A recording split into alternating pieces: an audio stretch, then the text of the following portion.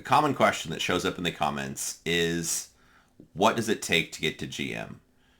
The question's asked in a variety of ways. Most of them are, hey, if I only shoot, well, for people not familiar, GM, Grandmaster, is the highest classification in USPSA.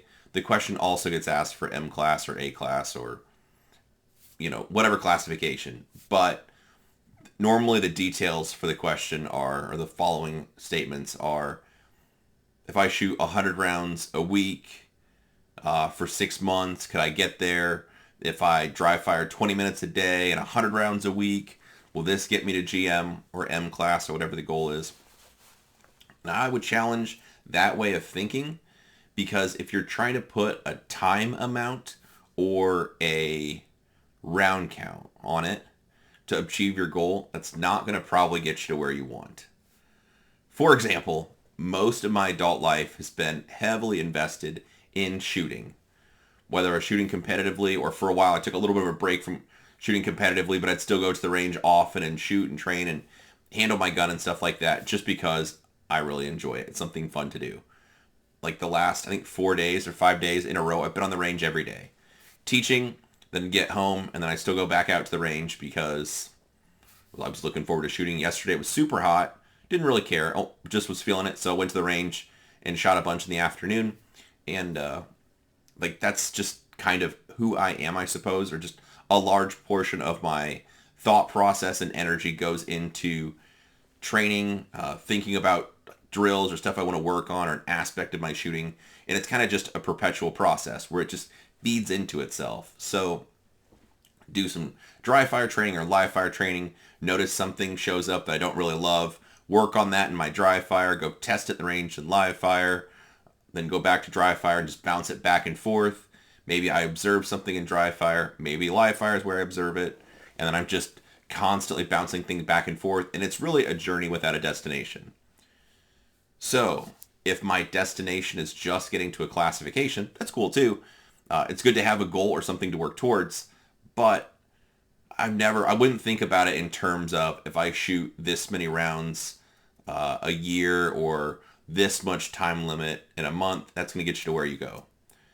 A common question, or I sometimes get podcasts or interviews or in class questions, common question is, how many rounds do you shoot a year? Which, maybe it's just interesting from an informational standpoint. It's like, hey, I shoot 20,000 rounds a year, 30,000 rounds a year, only 10,000 rounds. Like, that's kind of interesting. But that doesn't really speak to the training, because how much are you dry firing? How good is your dry fire? Meaning, how focused are you on what you're doing? Picking up on every little mistake, nuance, whether you want to be good at USPSA or not. I mean, USPSA is, I think, the best way, or PCSL, the best ways to test your skills for a performance on demand where you don't get a mulligan. It's just one chance. That is what it is. You're going to get scored against everyone else there. So it's a really good test. Organizationally, USPSA is, I don't know, kind of a sinking ship at times, a little bit of a joke, but it's still the best way, I think, to test your skills.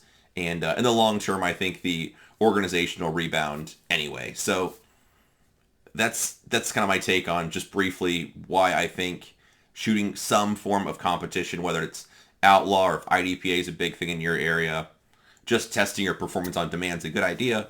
And then, like I said, if you keep nitpicking at these little things that you observe, so whether it's a department qual or in competition, you noticed your grips falling apart, you're not picking spots on targets, you get really nervous and you forget the order for the qual or the procedure or the stage plan, whatever, that's good. Bounce that back to your training, keep working on that, set up complex scenarios in training, and it could be complex scenarios just with cones on the ground and a target that corresponds to that. So I run to the green cone. There are 2 targets out there that have green cones next to them. I shoot each of those. Then I run to the orange cone. Next to the orange cone, there's just one target that correlates with that. Then I sprint over to the red cone and so on. Just a scrambler type of drill to work on different shooting aspects and something to remember. Be a great way to test that skill. But again, notice none of the stuff I've been mentioning, like how many rounds you need to spend or how much time you should work on those things. So the question is, what does it take to get to GM, a higher classification, or just to better your skill. It really depends on how good of a practicer you are, in my opinion, because the people that can connect the dots between what they see in their live fire, whether it's just practice, it's a qualification, or a competitive shooting match, can pick out those issues where they know they're struggling, they want to work on it, attack those areas in their dry fire training at home, or you could dry fire on the range. Really work on those, like nitpicking those little things you don't like, plugging it back into the big picture, seeing how it turns out, still being perpetually dissatisfied with something, taking that little aspect, that little nuance back to training, bouncing it back and forth. That's going to be the most effective person at training and getting better at reaching whatever goal it is, whether it's winning a match, getting a classification.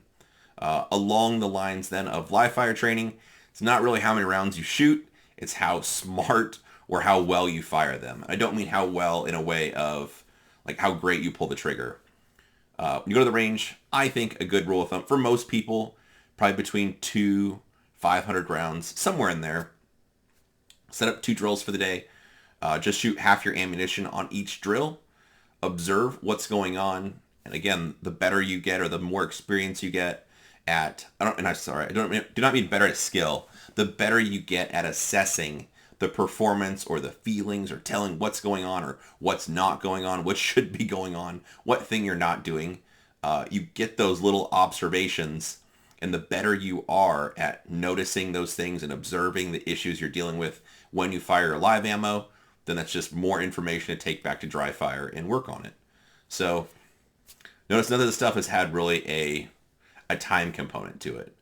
The only part I will say that does have a time component is that you need to train somewhat regularly, at least dry fire. If like Saturday and Sunday are the training days and it's 8 hours on Saturday and 8 hours on Sunday, that won't be as effective as doing really focused and intense dry fire training for 15 or 20 minutes a day, 3 to 6 days a week. For many years, I would dry fire almost every day, maybe 1 to 2 days off in a 7-day period, just because I really enjoyed it. It was good. I liked seeing the improvement. I kept nitpicking all the little things I wanted to be better, and I kept just plugging away. And like me personally, I didn't mind the repetition. I enjoyed practice, something I'd look forward to. For many years, as soon as I came home from work, dry fire was the first thing I would do. So if I got home from work, needed to return a phone call or have a snack, whatever, and then before I really did much of anything else, it would be dry fire time. Just because I was looking forward to it, focus on it. I wanted to make sure I got that done before any other nonsense got in the way or I got sidetracked playing video games with friends. The next thing you know, it's midnight and it's time for sleep. Or you get sidetracked working on a project or nonsense like yard work. So like yard work would take a back seat to dry fire training. Like, hey, I'm going to do the dry fire training first. By then, it'll cool down a little bit. I'll go mow the yard. So it's all about priorities. Obviously, if you have family or kids, that would should take priority over dry fire training. But otherwise, for many years, it was like the first thing I did as soon as I got home. And I think that was really good for my growth because to tie back to the time thing, every single day I had my pistol in my hand, working on training, becoming very familiar where I could just pull the gun out of the holster if I need to load it or reload it or change magazines or any of that kind of stuff. It's just very subconscious. Just look at spots, draw the gun shows up there. So it's just a really high level of familiarity, and frequent and constant training was the play, I think, to get better. So in closure, there's not a round count. It doesn't. I mean, you could make GM with 5,000 rounds a year probably. Or I'm sure somebody's made GM and shooting 1,000 rounds. It's not really the number. It's about how good you are at doing your dry fire training. And then when you do shoot live ammo, connecting cause and effect and kind of continuing to work that back and forth as you continue to better your skill. The next thing you know, you end up pretty good, and hopefully you get motivated by seeing the improvements or can tell that you're getting better, and that kind of fuels the fire to continue your training. Because, like I said, it's kind of a journey without a destination. So hopefully that makes some sense about what it takes to make GM or M class or pass a department qual or win a match or anything along those lines. It's not necessarily a time amount or a round count. It's how smart you practice, in my opinion. And if you are a frequent practicer or someone that enjoys practice, that will be a huge benefit. Hopefully that all makes sense. If you have any questions for me, drop it below. I try my best to look through the comments, so I'll answer short questions there if I can. If it's a more complicated question like this one or a reoccurring question, then I'll just turn it into a video. So appreciate you watching.